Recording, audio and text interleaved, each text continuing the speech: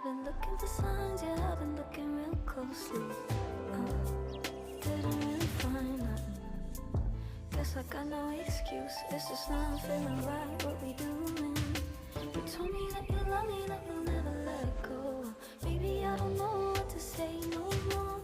Sitting there waiting like, so what you have to say? I could tell you right back, but it ain't no way. I'll make the same mistake again. Trying to force myself, but I can't pretend. No, I'm far from it. No, it's not coming. No butterflies, no nothing.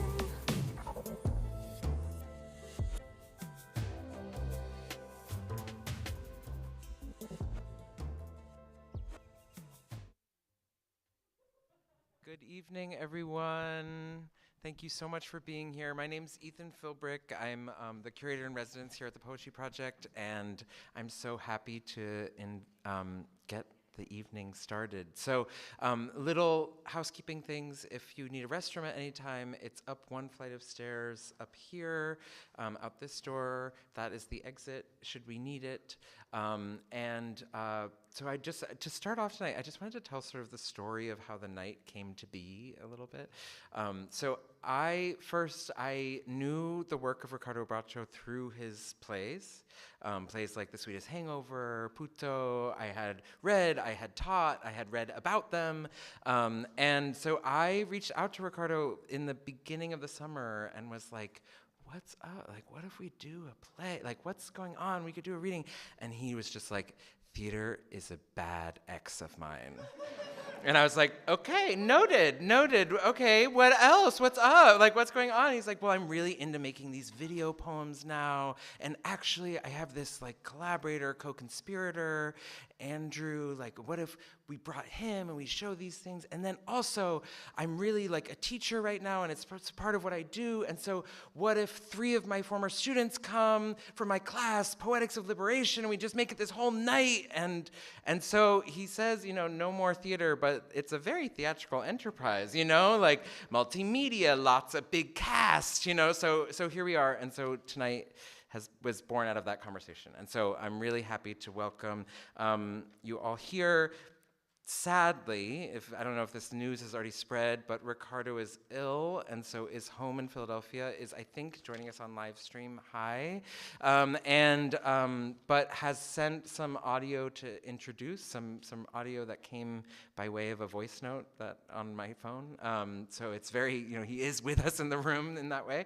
And then we'll get to watch some of his films. But before that, we will welcome his collaborator, co-conspirator, Andrew Demirjian, to show some of his work. I'm really, really excited to get to experience his work. And then we'll move into these video poems by Ricardo. And then we'll end the night with 3 readings by 3 of Ricardo's former students who have joined us. We'll start with Jamaal Spence, then move to Rae Norman, and then WENXI will finish out the night. And then we can hang out and go off into the night together. So thank you so much for being here, and join me in welcoming Andrew.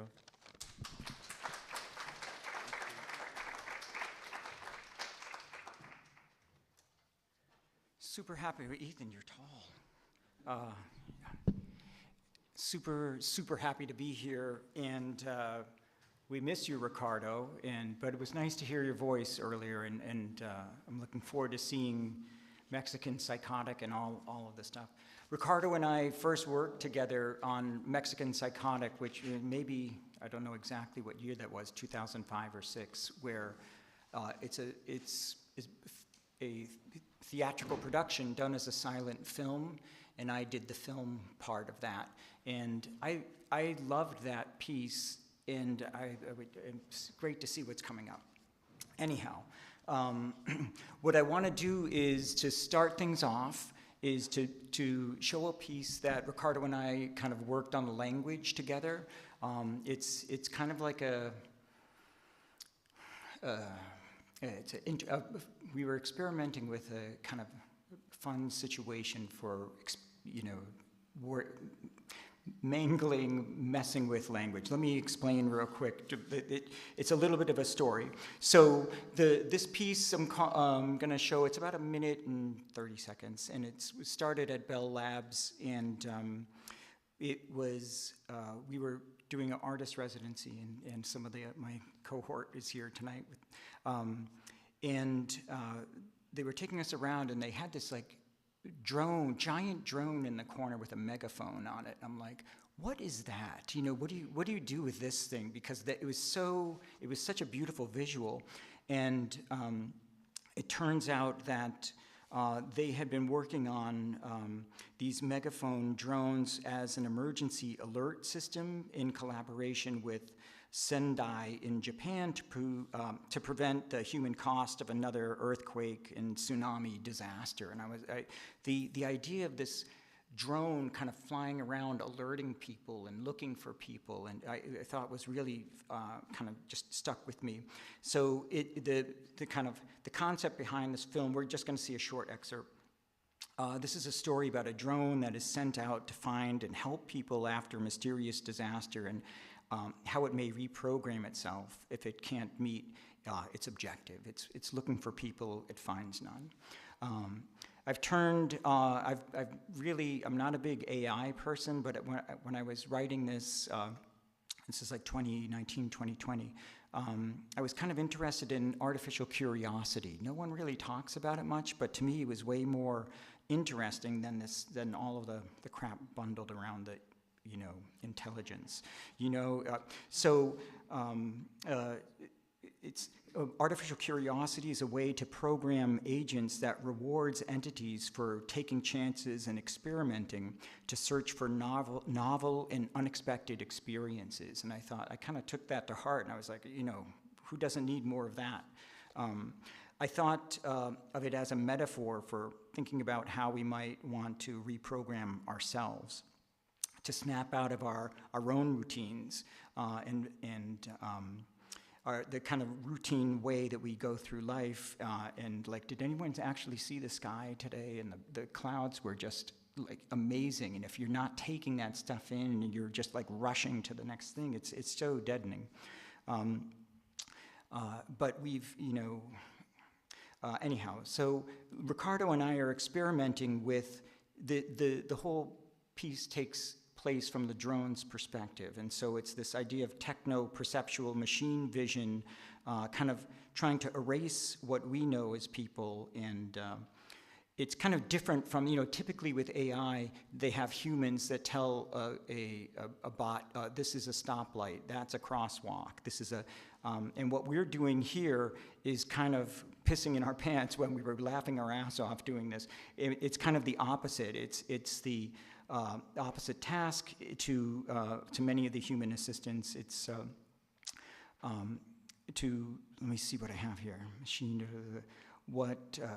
how might you understand, okay, how might you misunderstand this? That was really kind of one of the driving questions. How it might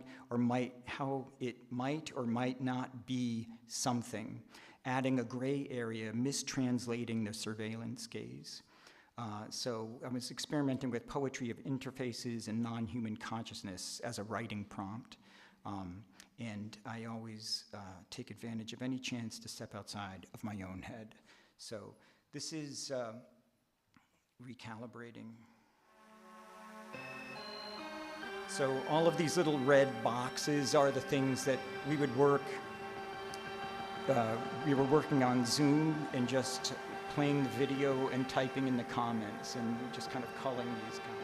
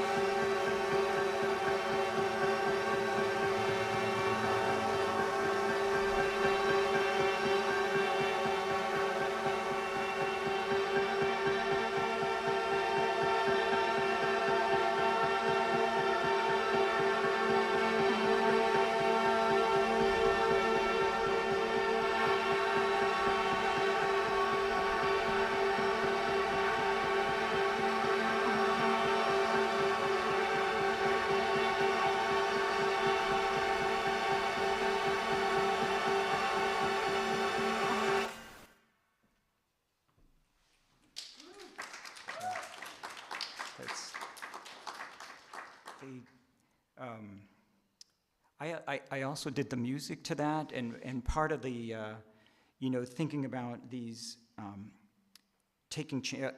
a bot taking chances and experimenting. It was throughout earlier parts of the film. It has these 4 notes that it keeps playing like an alarm, and like that's the only stuff it has to work with is this alarm, and it keeps experimenting how I can use these, kind of break up these 4 notes in different ways. So I'm going to do a selection of some new things and a few old things in new ways, I guess. I'm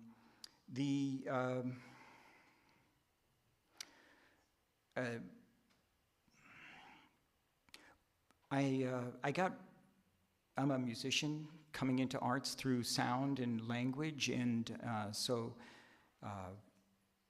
but I really kind of, I feel like there's such a constraint on the music industry. You have the stage and there's an audience, and then you're limited to how people can engage with sound and language. And so I've been experimenting over these last few years of different ways that you can, with a heightened attention to the body and its experience of multimodal kind of experience, the tactile and the sonic.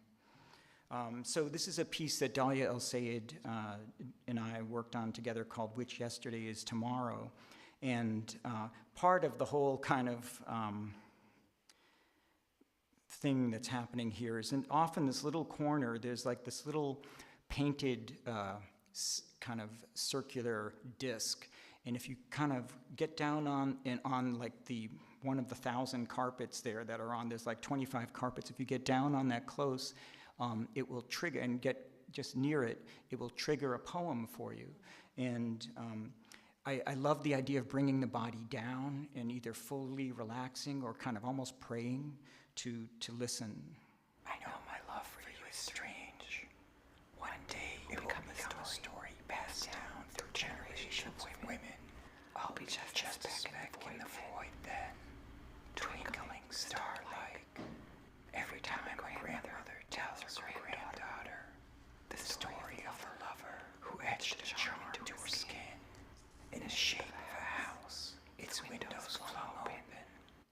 Anyhow, I just wanted to give you a taste of what that would sound like. That was by, we asked a bunch of writers, poets to contribute a poem, and Dalia and I would read them in that little kind of area. That was Rasha Amran, Charms. And you know what's funny, Dalia, is that you were the one that chose this one, by the way, not the Lento one.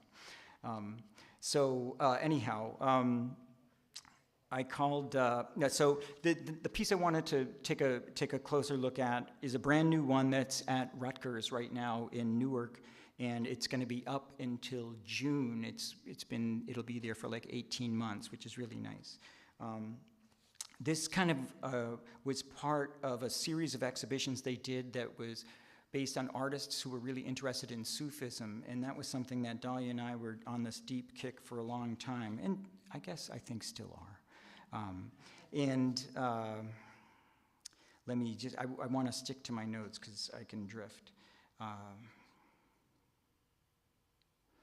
Let's see, here we go. The artwork explores the permeability between interiorities and exteriorities, prompting visitors to collectively imagine a space between the physical and the spiritual world. The installation features it's an 8-channel piece with 28 or 29 speakers that are kind of moving the sound all around the room. And it's a sound poem primarily that is created based on a 17th century Sufi training manual. I use a lot, as you'll see tonight, a lot of kind of found texts to create the poems. And this manual I thought was really fascinating, and so I used this as a source text and kind of ran it through some different computational poetry things, and have one piece that is all of the infinitive verbs from this, and then there's another one that takes one sentence and does a permutation poem and combines it in lots of different ways. I don't know which one of these is going to come up.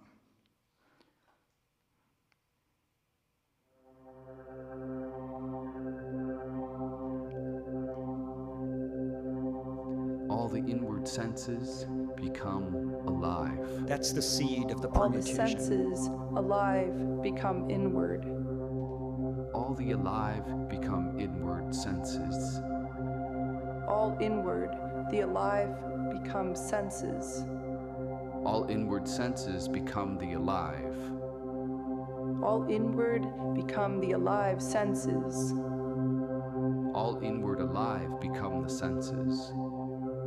Alive senses become all the inward. All senses inward become the alive. All senses become the inward alive. All senses alive become the inward. All become the inward alive senses. All become senses, the inward alive. All alive, the inward become senses. All alive, senses become the inward. All alive become the inward senses. The all inward senses become alive. So you get the idea. So that keeps going for like 9 minutes or so. Those are actually my voices, but in my kind of enunciation, I wanted those to be a particular way, but hate my own voice, and so and it's nice to be able to speak as a woman. Anyhow, if you're not familiar with Sufism, I thought I'd just read you a quick quote to kind of get you in the ballpark. This is from Wendy Shaw's book by Wendy Shaw, and she's talking about Al-Ghazali. Instead, the inspiration and unveiling through which God casts light into the heart of the believer through Sufi practice ultimately provides the same kind of knowledge as philosophy. He found the polishing of the heart which made the replica shine directly to them through the divine illumination still more effective. It's that idea of I love the idea of polishing the heart to be open to these moments of beauty that are all around us that we tend to just kind of disregard. It's really fun to see like people do all sorts of like weird things in this. This is a dance that kind of fashion designer in Newark made, and it was so beautiful to watch people just kind of get inspired by the space. I'm going to skip over some of these real quick. There's another. Okay, one of the main things I wanted to talk about tonight is a audio AR app, a co-created app that just kind of launched last night in East Harlem, and this is something that I've been working on for over a year. Actually, it's probably like 4 years, but intensively in the last year. I'm going to just quickly read a little bit about it and then play some samples of the kinds of things. So this came out of a class I teach at Hunter College in the Integrated Media Arts MFA and the Film and Media Department. This is an app. It's an audio walking tour that brings the history of East Harlem's radical activism out of the archive and onto the street. It is a co-created project made by the IMA and some honor students that uses materials from Centro's archive to create a sonic tapestry of community voices from the past and the present. The publicly available audio AR app enables listeners to walk in the footsteps of radical Puerto Rican activists and hear the hidden history of liberation movements in El Barrio in the locations where it happened. So you could be at the place where the garbage offensive was going on and hear what Felipe Luciano was saying in his speeches, and you could also hear NYPD police reports of the same event and have this kind of mix of all sorts of different audio. So you're kind of, it's a really interesting medium because your eyes are in the present, but your ears are in the past, and there's that disconnect between them, and the play between that is really, can be really fun and interesting. There's over 120 audio clips, and they're grouped in all sorts of different ways, and we were scouring all the different archives. This is in the municipal archive with the class there.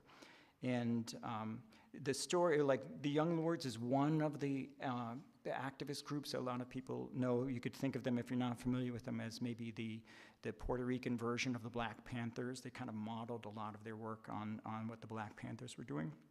This is something where an event, an offensive where they hijacked an X-ray truck and brought it to the people, because they would be sitting in these places that never used them, and there was a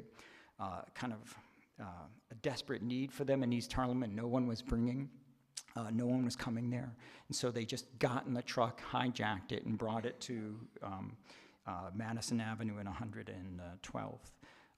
So we were using materials like their newspaper Palante and many different types of written articles, you name it, any kind of thing you can find in an archive with text and reading each other's stuff that we found. It turns out the best documenters of the Young Lords and other groups were the NYPD. They will tell you who was where, at what date, and at what time, and how kinky their hair was.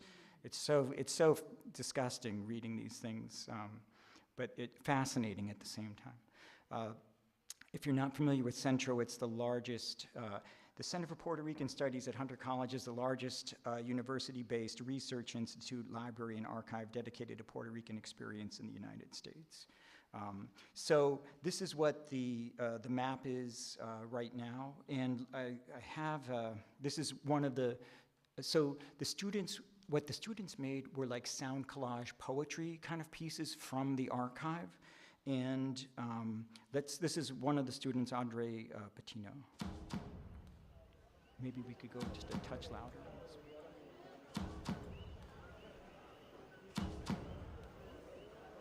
We won't have to just talk about the people. We'll know them. We'll know them by name. We'll know their faces. They'll come right up to you and ask for help. We won't have to just talk about the people. We'll know them. We'll know them by name. We'll know their faces. They'll come right up to you and ask for help. A new man and new woman are emerging, and their child is revolution. And their child is revolution. And their child is revolution. Right on.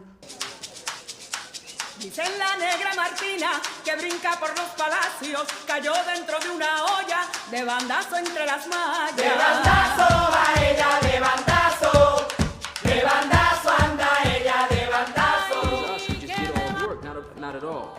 A revolutionary organization, its attempt must always be to include people. That's what power to the people means. It means including people in a cohesive effort to gain control of their destinies. Once one begins to move against the jugular of America, America moves back, and it moves back in a death way. We're still very fervently Puerto Rican, that we're still very fervently revolutionaries, and that we will not stop until our island is free. We will not stop until our island is free. We will not stop until our island is free.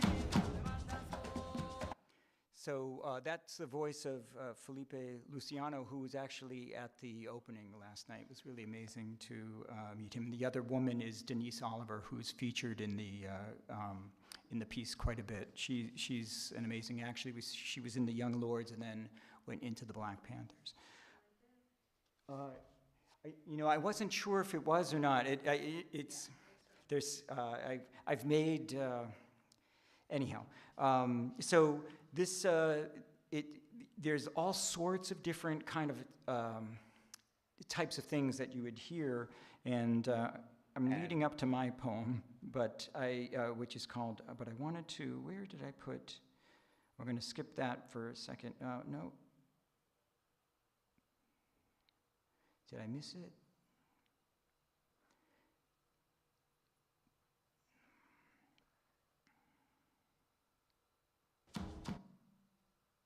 And here it is. They got involved in the procession. It was on 3rd Avenue, it was marching uptown.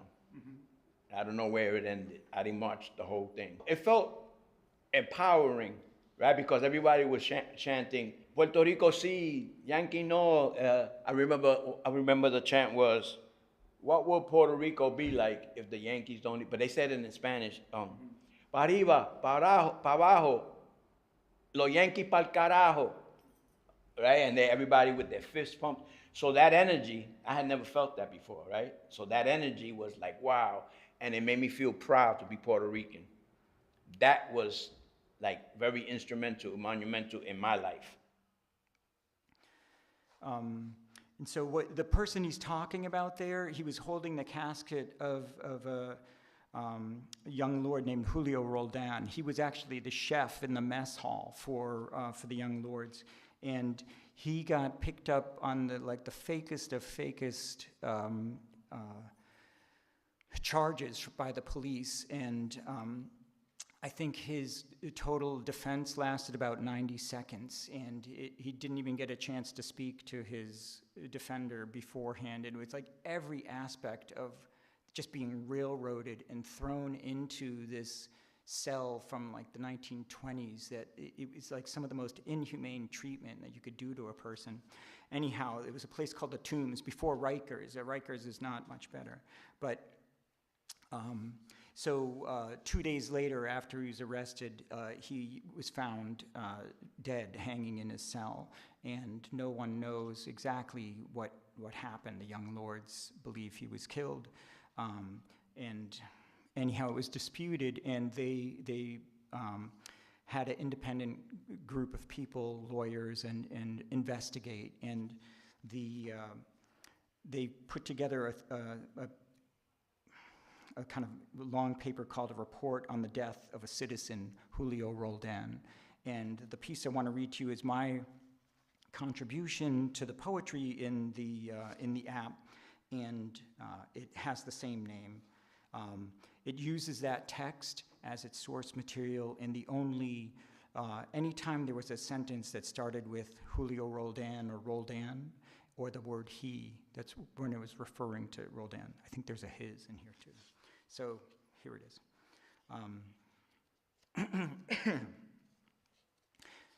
Julio Roldan was born. He began to view. He became interested. He was studying to become. He stopped. Roldan joined. He was honorably discharged. His service is without blemish. Roldan traveled frequently. Roldan had never married. He was deeply affected by the inequalities. Roldan earned. He was also a poet. He also was living at the time of his death. Roldan jumped. Roldan swung. Roldan refused. He made himself. He tried to explain. He was a prisoner of war. Roldan was more. Roldan was arraigned. Roldan kept spouting Mao. Roldan again talked. Roldan was brought. Roldan was processed. Roldan was put into. Roldan was taken. Roldan was getting progressively. Roldan was routinely. He was alternately. He was deeply. Roldan appeared quite upset. Roldan was upset. Roldan's cellmate was moved. Roldan yelled. Roldan rambled. Roldan again talked. He was again described. Roldan's name was called. Roldan preached revolution. Roldan was 63 inches tall. The top of the seat is 66.5 inches. He discovered Roldan. He took one look at Roldan. He listened for the heart.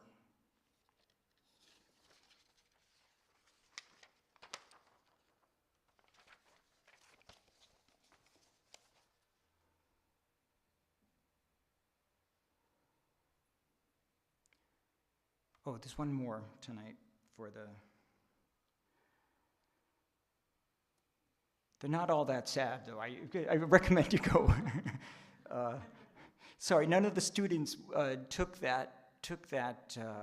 It's really an important event because it ends up leading to the Second Church Offensive, and none of the students did it, and I just felt like we needed to have something about him.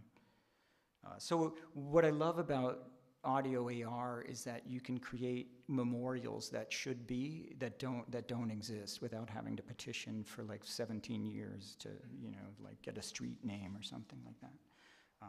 So that's in the art park. And there's a great Spanish language version of that. I'm like, I love the sound, my poems sound better in Spanish. I've realized that was my big thing that I've learned. So for the last thing I want to do tonight, this is from a book and audio kind of album that I did that remixes all of the Globe's national anthems, both the music and the lyrics, and in this case, the flags as well. These are just kind of generative. This is way before generative AI. I mean, sorry, the professor in me is, wait, footnote! This was going on way before. Okay, so, but you get the idea. The current version of generative AI. Important couple things about this. This is a piece that uses the last line of all of the different, like dozens and dozens of different anthems, and so it's just like that closing kind of moment, that closing kind of thing, and in the last two notes, the plagal cadence, Michael, isn't that the term? Those that, it's that, what's it, 5-1? 4-1, thank you. So yeah, it's that 4-1. It's like, in non-musical terms, it's like the orchestra version of arena rock. It's the last kind of like, kind of moment. The what did you call it? Endless finale? It's endless crescendo. It's the endless crescendo. Okay.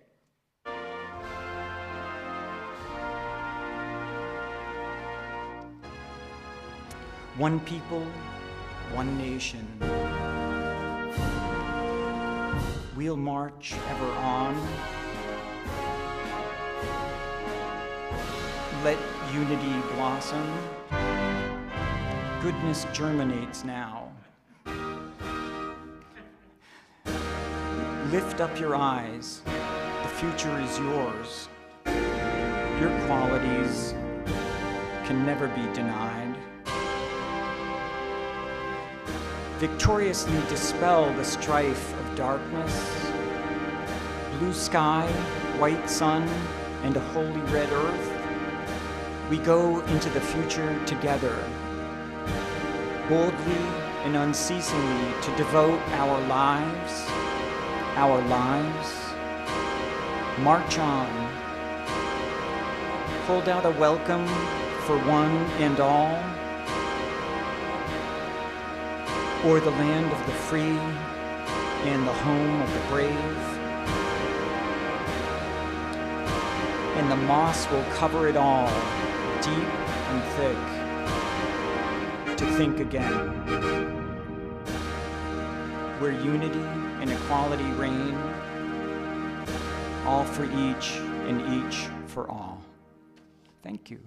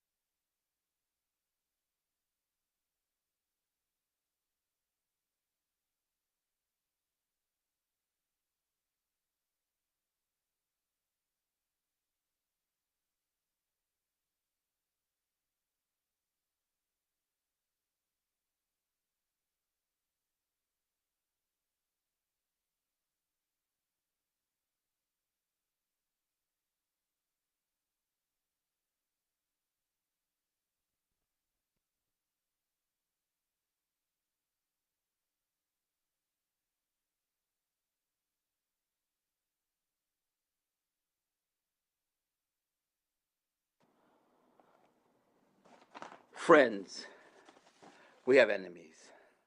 I have enemies, so do you.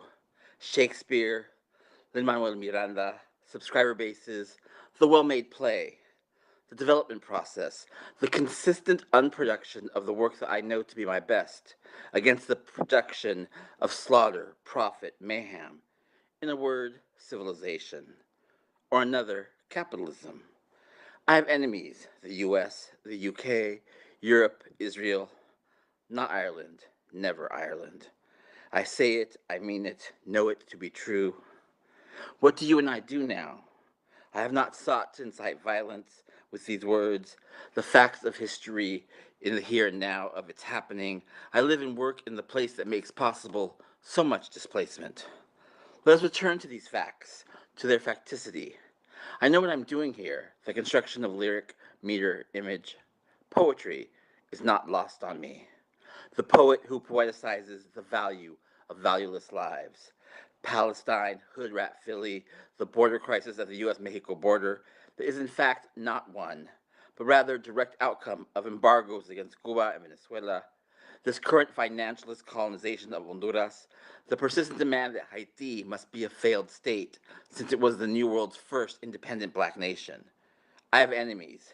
The dick who stopped giving me dick, as the cruelty in that pleases the sadistic fuck. A very good fuck, I must concede. And more compliant ass is readily available to such beauty-holding, half-smiling, big-bent dick men. I have enemies. I hope you reading, hearing this are not one, nor planning to become one now. I know what I'm writing is obscene. Pornography, the aesthetic demarcation I mean to achieve with words, action, friction, suction, spit, release, and sweet repeat. Friends, we have enemies.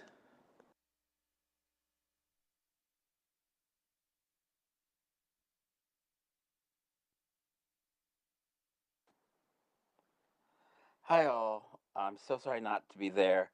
These videos, the first three all have a New York Philly connection. Mexican Psychotic was originally a play I developed at Mabu Mines over at PS 122 in the East Village, just around the corner from where you're all at tonight. And then was made into a video some 20 years later at Penn with Nick and others. The Witch's Appeal is a Philadelphia story that was shot in Midtown Manhattan at Emily Dunlop's, the aerialist studio she rented for this beautiful, beautiful video about sort of working class queer lives in North Philly from the 60s on. That, as well as Dear Joe, the poet Audre Lorde from New York, writing a poem about the death of her friend Joe Beam, poet of Philadelphia, and attending his funeral in Philly. Rounds those out, and the final piece is a kind of coda to it all. It's not a New York Philly story, but rather a quarantine story, a video made during the quarantine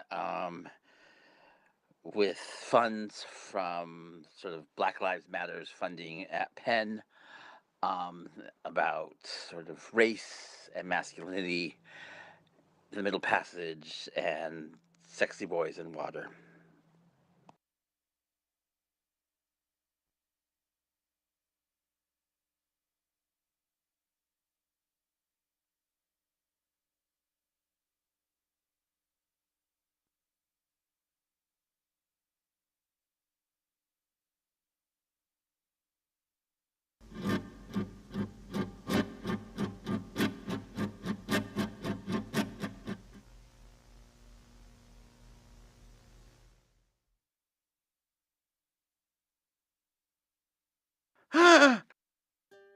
(1885 or 1895), Nazas in Jalisco, as beautiful as sweet white corn, with none to eat.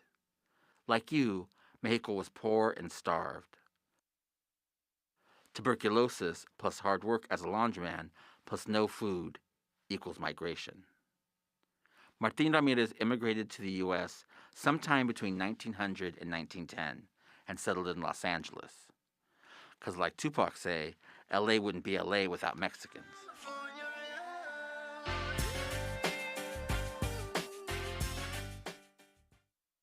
Here are some scenes from the revolution you missed. John Reed, socialist New York journalist, described by Renato Leduc as the simpático gringo journalist, and who would later document the Russian Revolution to great acclaim and be played by Warren Beatty, first covered the Mexican Revolution for the Metropolitan. These two ensuing scenes are directly quoted from his account, Insurgent Mexico.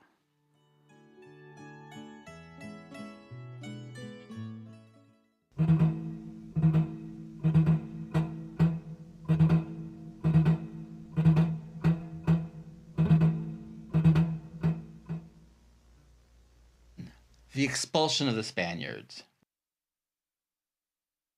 General Pancho Villa, British Vice Consul Scoble, and the U.S. Consul Letcher enter. Which is the Spanish consul? I represent the Spaniards. All right. Tell them to begin to pack.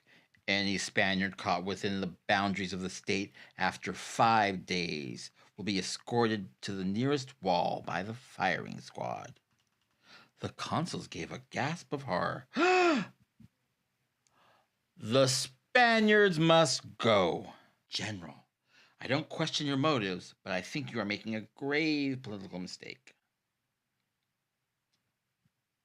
Senor Consul, we Mexicans have had 300 years with Spaniards. They have not changed in character since the conquistadores. They disrupted the Indian Empire and enslaved the people. We did not ask them to mingle their blood with ours. Twice we drove them out of Mexico. They returned to steal away our land, to make the people slaves. They thrust on us the greatest superstition the world has ever known, the Catholic Church. They ought to be killed for that alone. 5 days is not enough time to reach all the Spaniards with this news. Then they have 10.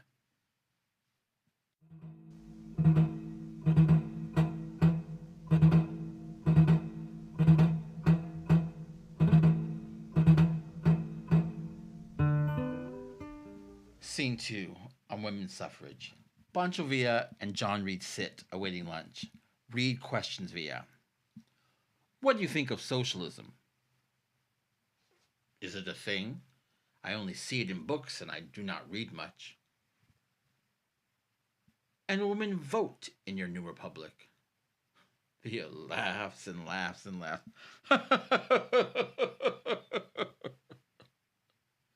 Do you mean elect a government and make laws? Yes, like in the United States. Villa scratches his head. Well, if they do it up there, I don't see that they shouldn't do it down here.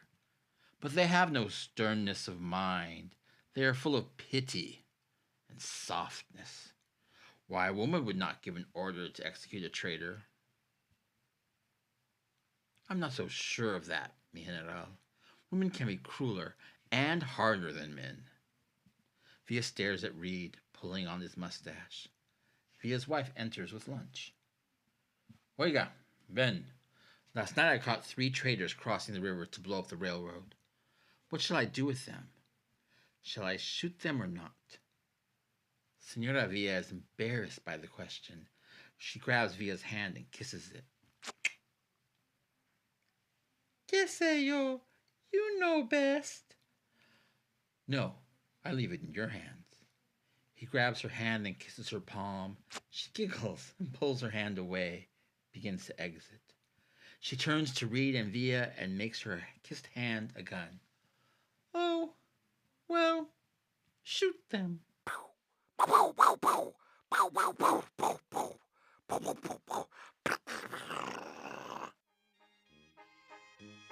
Ya no te acuerdas, valiente.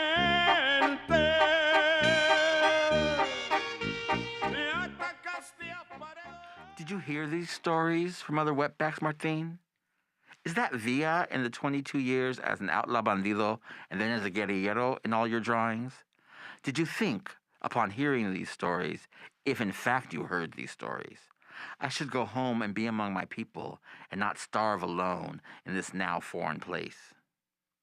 Or were you already too far crazed and destroyed by this place of ghosts and steel? You lost your goddamn Mexican mind and vagabonded for 15 years. What Martin did, where he lived, what happened to Martin Ramirez in those 15 years is not known. But the constants of labor and hunger, I'm sure, were there. In 1930, in a police sweep of downtown Los Angeles, Martin is captured and jailed, diagnosed first as a catatonic, then as a paranoid schizophrenic deteriorated, and an incurable psychotic. He went crazy from what kills us all, gave up language, and hummed.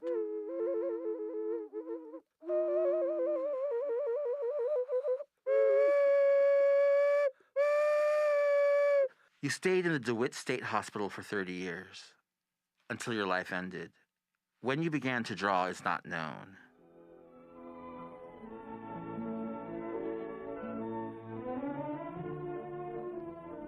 Boredom is always an enemy of the mentally ill. Now improving, Fred begins to take increasing interest in the wide variety of recreational facilities. Patients enjoy movies just as much as anyone.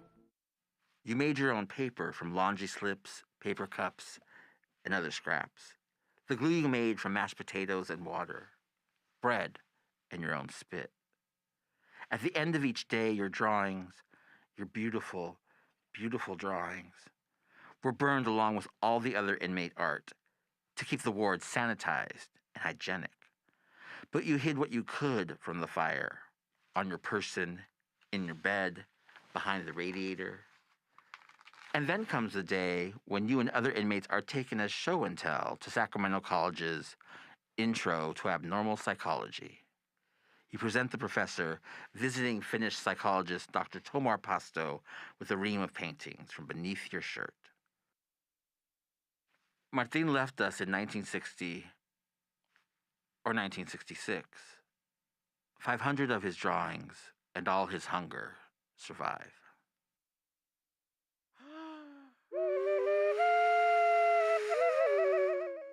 Except that all of this is a lie. Martin Ramirez was no mute, only a Mexican who spoke no English, and had no one to speak Spanish with all those years inside asylums. Martin Ramirez did not leave Mexico for California until 1925, 2 days after one of his daughter's second birthday, which means that Martin did not miss the Mexican Revolution.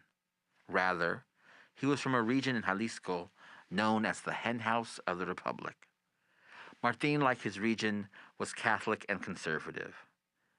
And due to warfare, where most of the Indian populace of his area was decimated, Martin was lily white. Martin arrived in 1925 to northern, not southern California, worked the rails and mines. In 1931, he was first picked up by the police and entered his first mental hospital in 1935. Before his hospitalization, Martin was already drawing, sending his drawings with money home. This being the height of the Depression, there was one doctor for 600 patients. Martin made his paper and continued to draw, and with the other inmates watch movies on a projector donated by a Hollywood production company as therapy. In 1948, Martin entered DeWitt State Hospital, never to leave again. He never did visit Tomar Pasto's class, but Pasto did come to him. And while Martin's work was destroyed because he was thought to have tuberculosis, he did not in fact have it. In 1951, Pasto organized the first exhibit of Ramirez's work in Sacramento, and Martinez's deer, his horses, and his foxy ladies delighted audiences, and he continued to draw and draw. In 1952, a nephew visited him, stayed for 2 days, and asked Martin to return to Mexico. But Martin preferred to stay where he was. Besides this nephew, Martin spoke Spanish with an Irish Catholic priest and one doctor, and no one else for all those years. In 1963, at 5 a.m., Martin Ramirez dies in his sleep of a heart attack. Not his wife, or 3 daughters, 1 son, or 22 grandchildren ever saw him again. The myths of Martin Ramirez were created by Pasto, that asshole of a writer Octavio Paz, and art galleries in New York City, making some nice little mountains of money. Roll sound.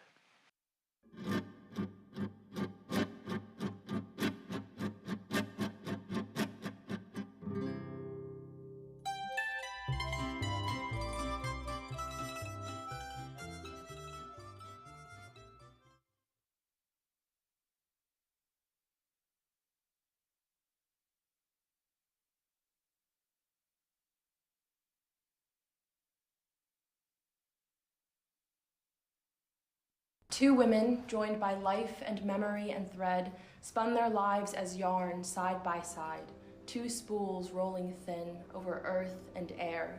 I was born in the split fabric ends of both, a grandmother on either edge of my world.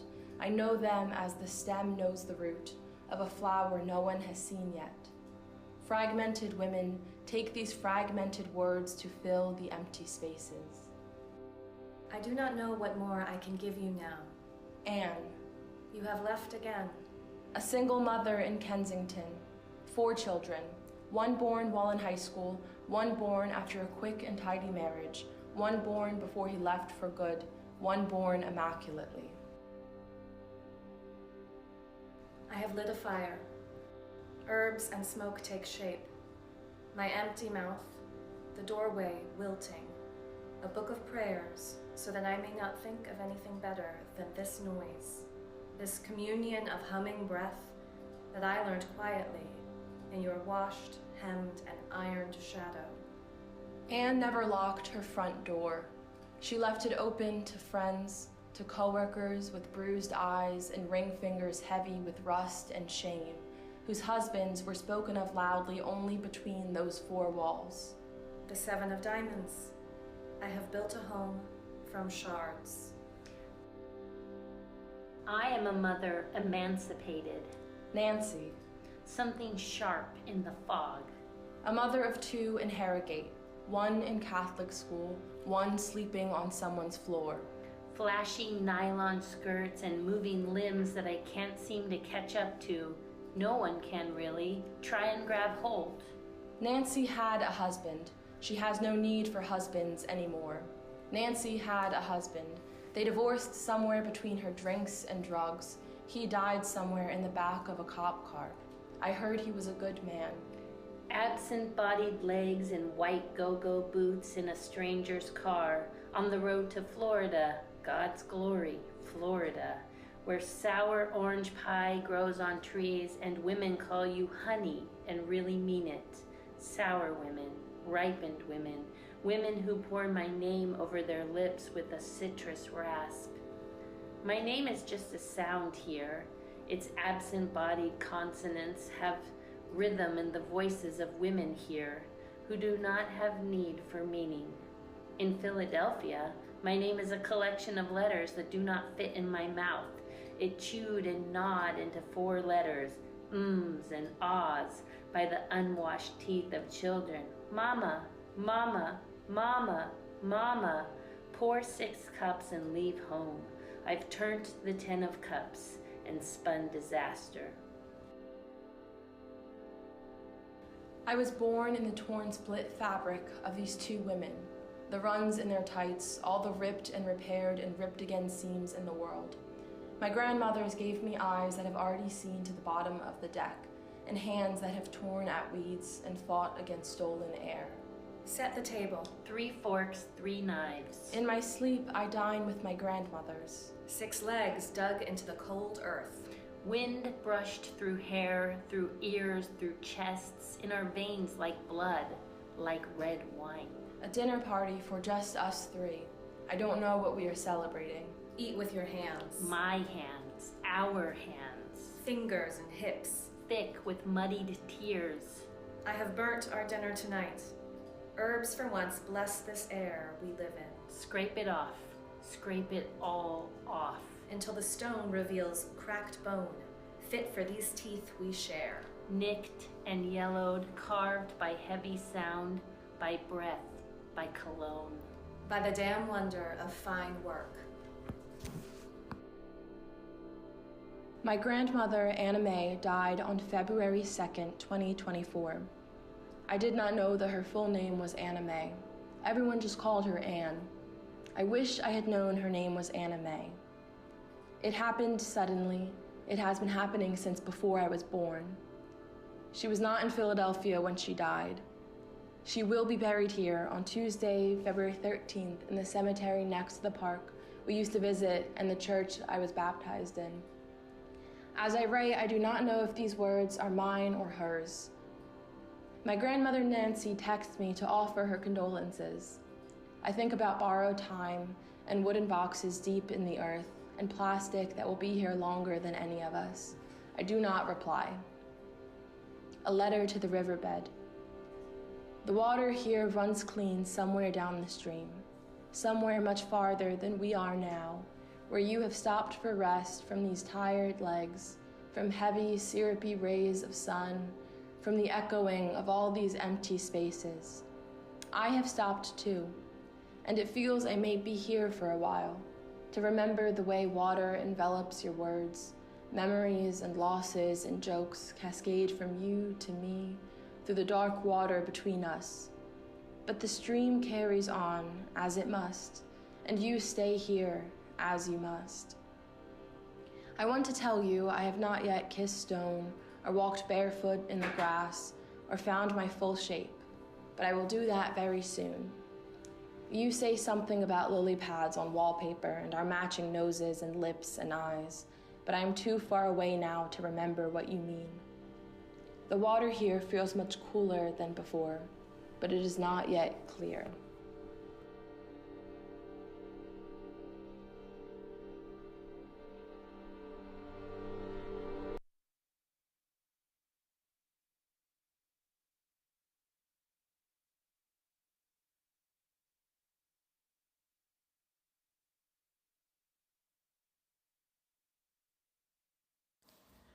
Dear Joe, for Joe Beam.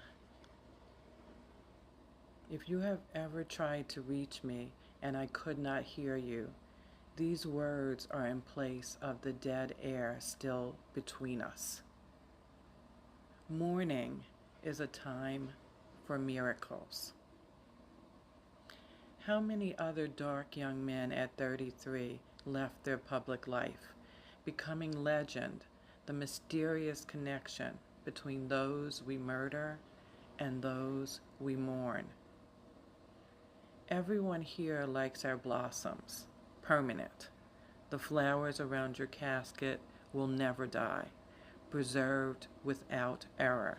In the crystals between our lashes, they will never bang down the phone in our jangled ears at 3:30 a.m., nor call us to account for our silence, nor refuse to answer.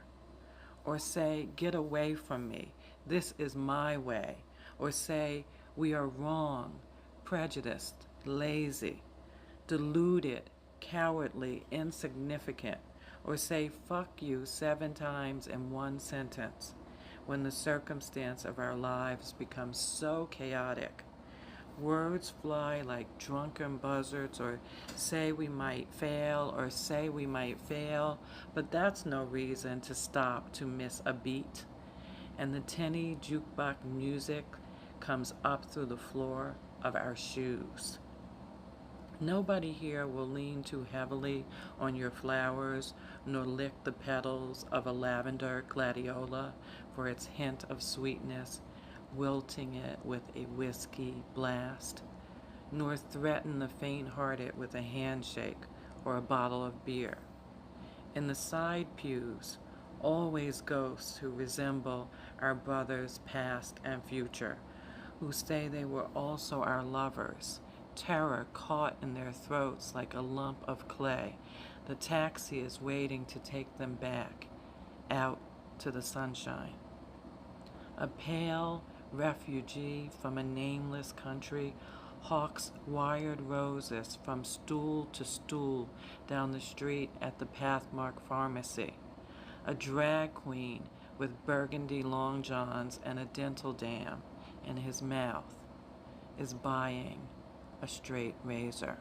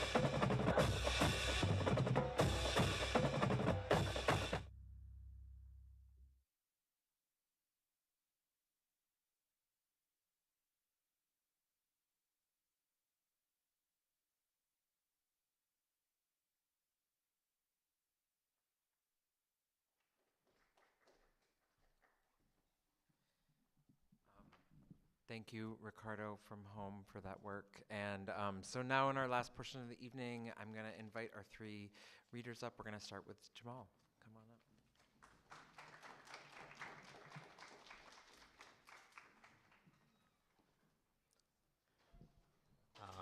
Hi guys, I really want to thank everyone for being here. My name's Jamaal. I'm originally from New York.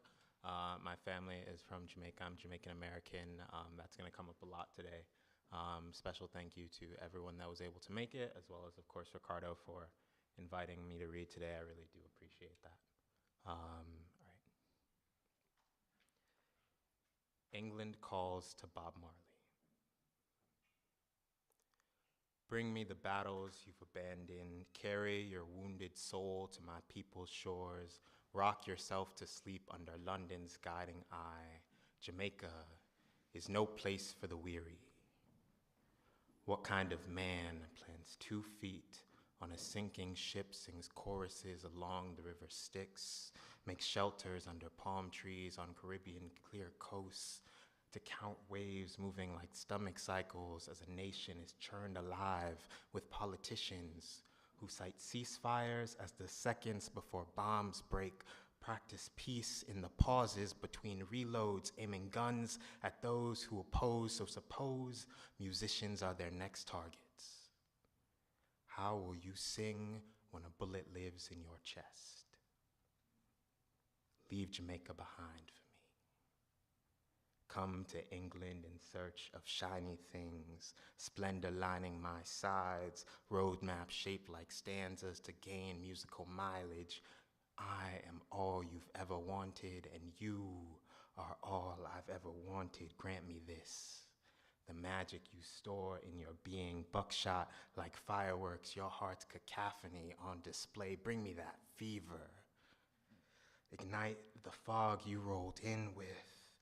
Paint my skyline with your favorite exhalation. Spin melodies off your tongue like storm-tossed ships. Exalt my cities with all the tropics have gifted you. Until I cast you out, be mine for a while. This is your exodus.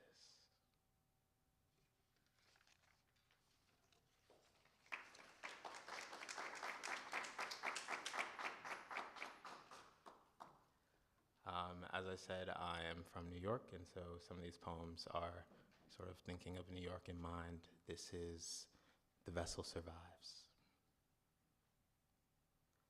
Between February 2020 and January 2021, 3 people jumped off the vessel at Hudson Yards.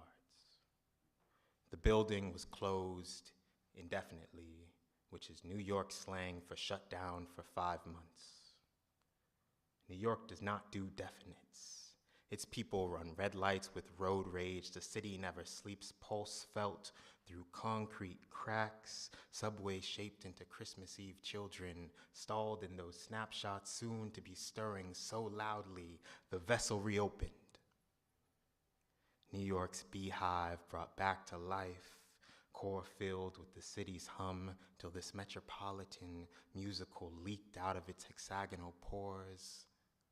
On July 29th, 2021, a 14-year-old boy jumped off the vessel in front of his family. The building was closed until October 2024. 3 years ago, the megabus from Philly to New York dropped me at its gates, asked me to disembark with tourists and strangers in front of that creature that I've only known for death, Manhattan's own Medusa. So when I was turned to stone to spend seconds in this city sanctum, pride open, why were we the only survivors? That wretched building and I. Which all-seeing eye beckoned me home to a city that trades the lives of boys like me for tourist attractions. Why are all cities like this? Why is it so hard for some lips to form the word genocide? Why have we decided that the cost of a firearm is a school full of children? Why in Philadelphia did I see 4 undergraduate students die at my university over 4 years? How many more died in silence? buried in unmarked graves that a university can bulldoze to build their newest college houses. How many vessels must I trade to get the lives of those kids back?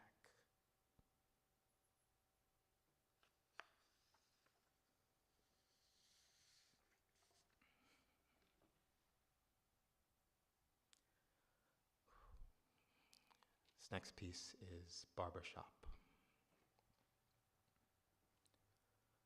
Clippers kindle and crackle through the forehead's Cetaphil coat, stroking staccato while pushing curls into poise, singeing skin so soft it leaves no scars.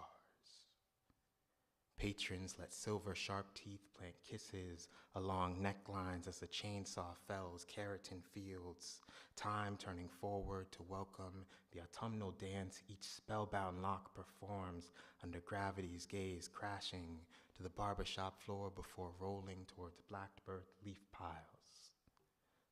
Father's vulture next to seated sons, shuffling with the chair's clockwork to watch anchor their eyes for the moment masculinity breaks. Straight razor subcutaneously cutting swift to open tear ducts, chiseling to expose each strand of childhood left clinging to the scalp. The clipper's clutch isn't the only time machine.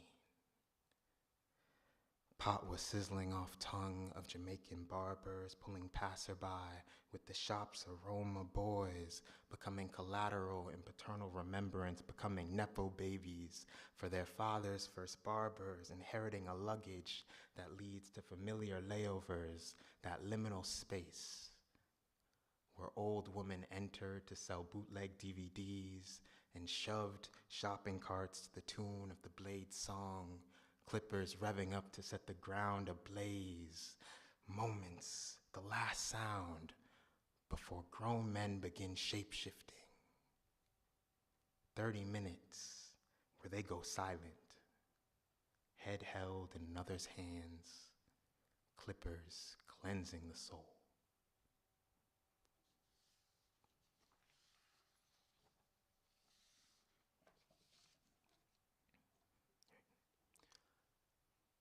The last piece I'm going to read for you today is The Body's Memory.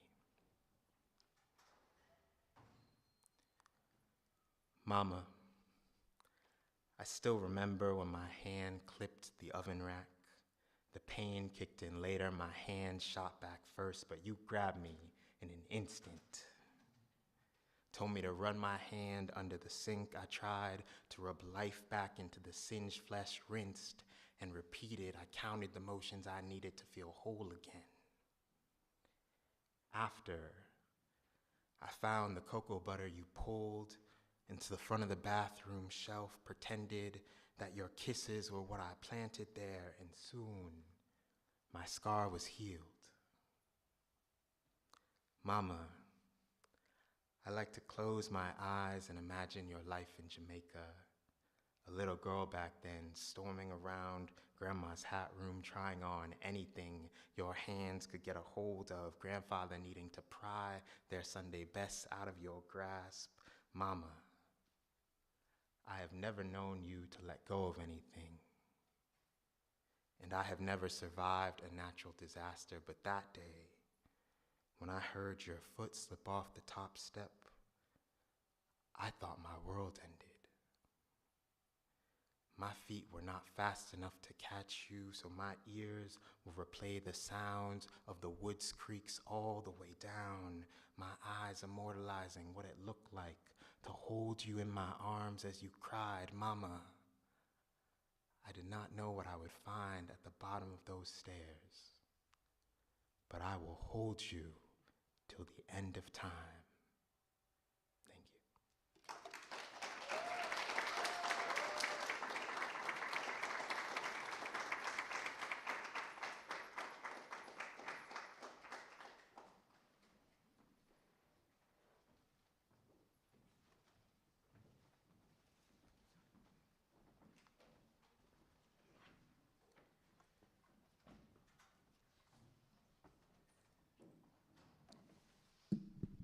I'm slightly shorter than Jamaal, so let me just adjust this.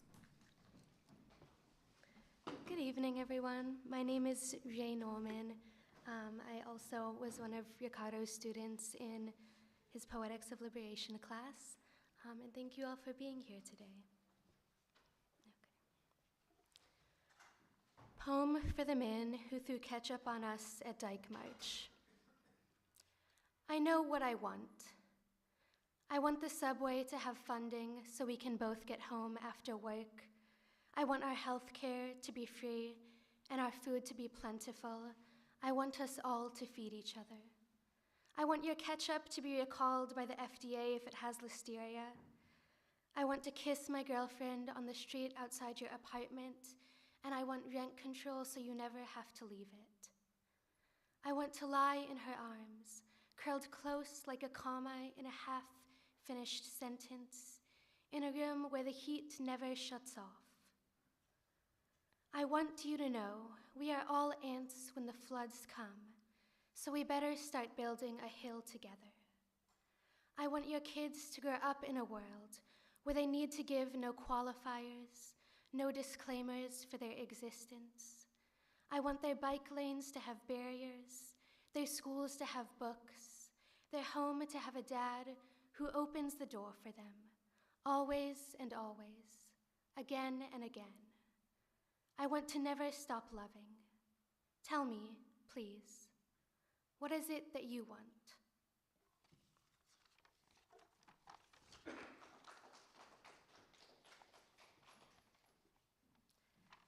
This next poem is called Poem from the Empire's Core. It's after Monat Kasak, a poet from Cambodia, a Cambodian-American poet. In her collection, A Nail the Evening Hangs On, she says, "There are things in this world we must make one another see." Last year, $5,109 of the average American income taxes went towards murder. Only $516 went towards food stamps. America has never been kind to anyone who did not recall her origin story through another's killing. They taught me as a child that our sin is collective, that our care is collective. I send money across the ocean to my baby brother for new shoes. America sends my money across the ocean to kill somebody's baby. I cannot love anyone who loves this country fully as she is. In the country I called home for 10 years, they call craters in the north American ponds, built by bombs. They may be full of fish now, but put an ear to the earth and you can hear shells. At my school, I meet professors who praise Kissinger, defend a man who ordered pools of blood still seeping into Cambodia's soil. They say he was a great statesman. One thing academics know is that words have power. They don't say the word Palestine. Love is proven through a theology of negation. It is not still. It is not silent. What isn't said matters.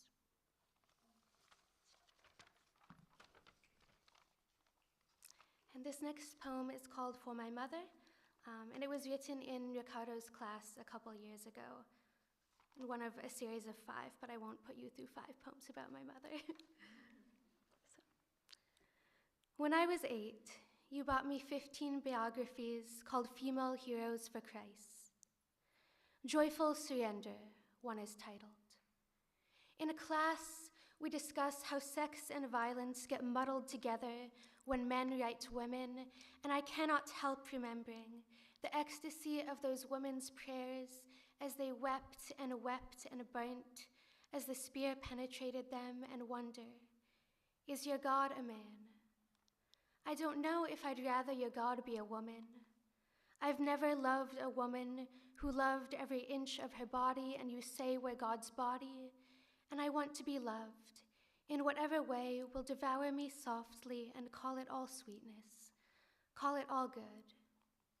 It is easier to love yourself from inside your lover's mouth. So, Mom, which one of us is more woman? That is, which one of us is the better sacrifice? We both know the answer. It's you. My only sacrifice is this. Even if, before God, you did not choose me, I would always choose you. I would crawl back between God's teeth for you, call your name holy from the hollow of his throat.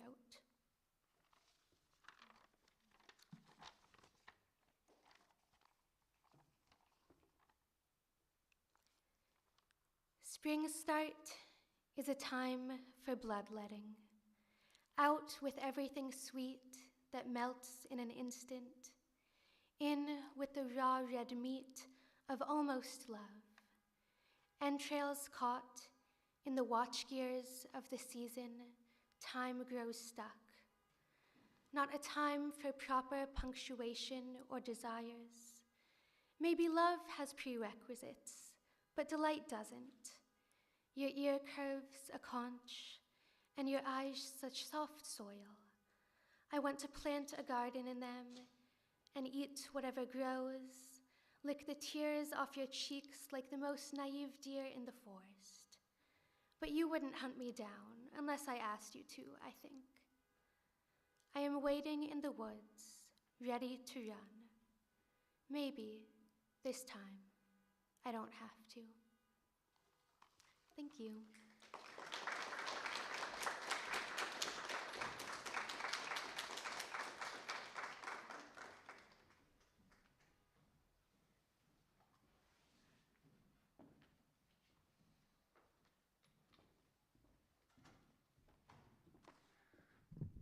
I'm also shorter than both Rae and Jamaal.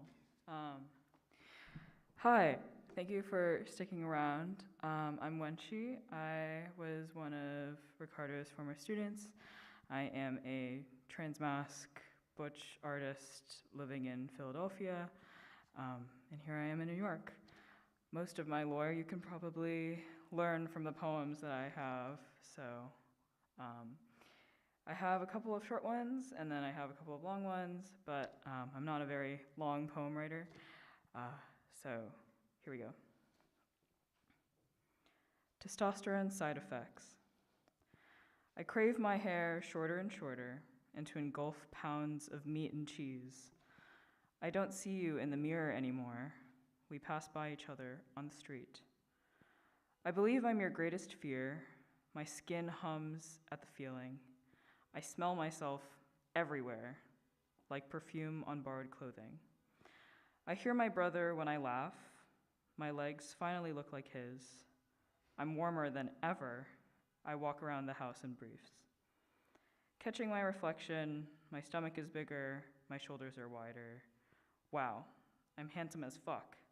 Good grief.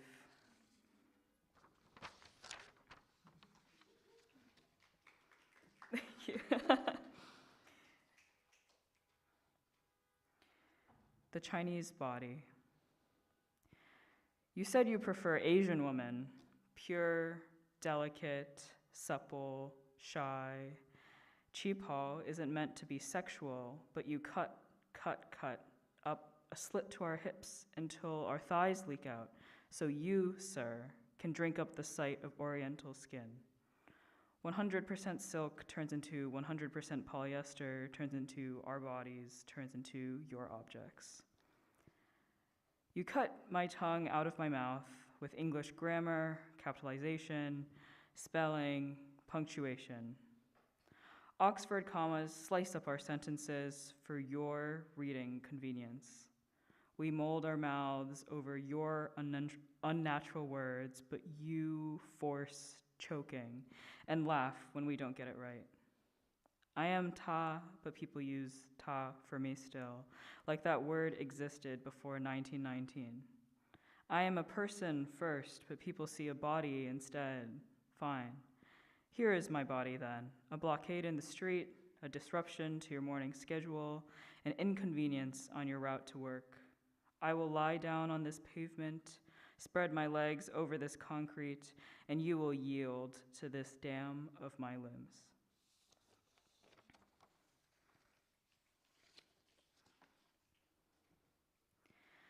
Easy. Just become a hooker. It's so easy to make money. So easy to make millions off of desperate men online. Opening up your body, men tell you, my wife, ex-wife, girlfriend, ex-girlfriend, looked just like you, had curves just like you, was Asian just like you. How I wish she would have pegged me, slapped me, spanked me, spit on me, just like you. How I wish I could have controlled her, just as I control you. Closing the hotel room door, he tells you, you don't need to know the room number. I'm a trustworthy, generous man, and I would never hurt you. I'm a trustworthy, generous man, and I got you alcohol to numb you, lipstick to dress you, money to pay you. Counting your bills before the ATM, you realize he paid you less than you agreed on. Counting yourself before the ATM, you realize you left with less than you agreed on.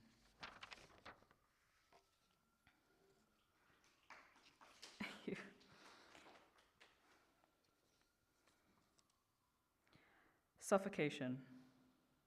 My birthplace taught me about suffocation, shoved me under layers of too tight sports bras and too large men's section hoodies, shoulders choked by lavender, turquoise, pink blouse shirts, forced me into ideas of superintelligence that made white boys think I had a predestined inclination towards trigonometry.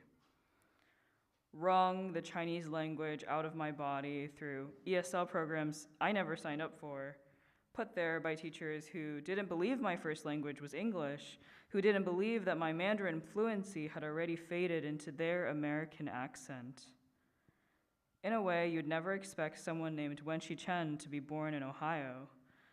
In a way I never was, meant to grow in a town who says, I'm not calling you that name because that's not the name I know you by. You look prettier with long hair. You looked like a boy before. Like that wasn't the fucking point. In a way I never was meant to be among those who think I'm the racist one for knowing a trip to stolen land isn't your birthright when they were raised by white suburban American couples and I was raised by Nanjing women. When you remember shoving your fingers into your eyelids, calling me by all the wrong names, do you realize now the reason why none of the Chinese kids in this town go by their Chinese names?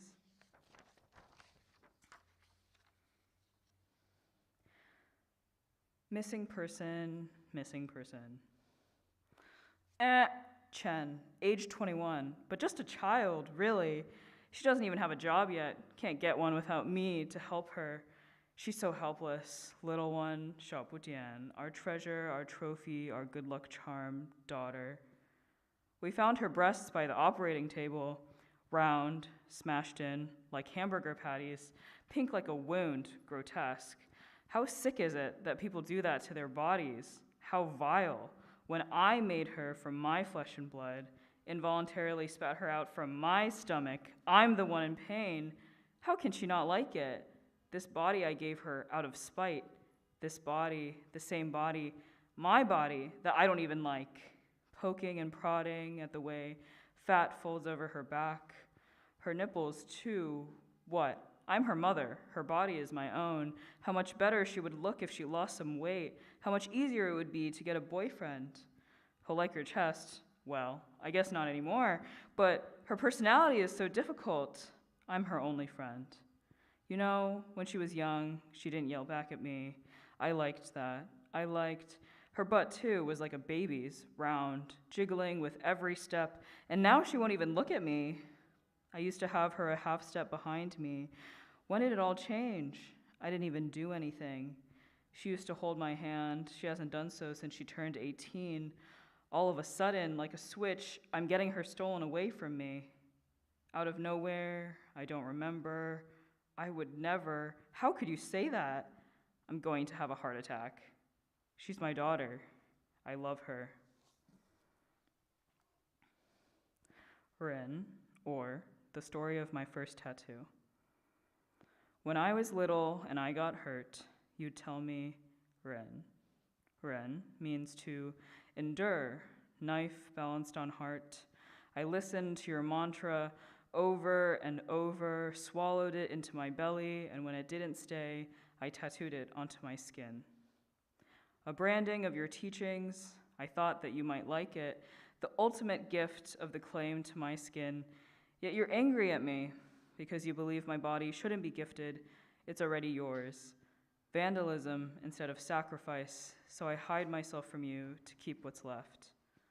Knife balanced on heart, cutting just enough to bleed, but not to kill.